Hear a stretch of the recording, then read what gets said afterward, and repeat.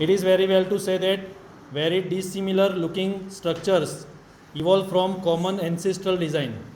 तो जो एक दूसरे से अलग दिखते हैं वो भी एक कॉमन एंसिस्टर से इवॉल्व होके मतलब चेंज होकर के नया स्ट्रक्चर बन सकते हैं. It is true that analysis of the organ structure in fossils allows us to make estimates of how far back evolutionary relationships go. तो कितना दूर तक इवोल्यूशनरी रिलेशनशिप जा सकती है, मतलब कितने चेंजेस एक में से दूसरे में हो सकते हैं, तो ये हमें पता चल सकता है.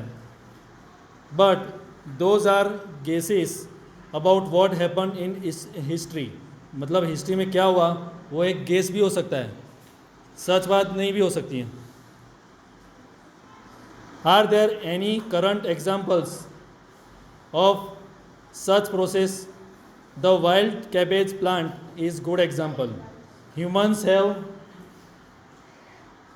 over more than 2000 years cultivated wild cabbage as a good plant and generated different vegetables from it by selection.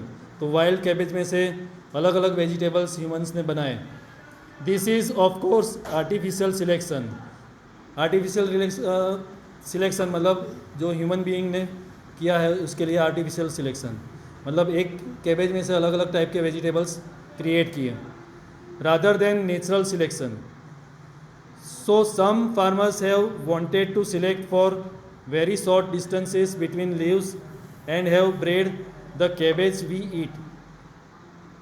Some have wanted to select for arrested flower development and have bred broccoli or for sterile flowers and have made the cauliflower. Some have selected for swollen parts and come up with coral bee. Some have simply looked for slightly large leaves and come up with a leafy vegetable called kale. Would we have thought that all these structures are descended from the same ancestors if we had not done it ourselves? अगर सारे structures हमने नहीं बनाए तो उनके ancestor में से हो सकते हैं.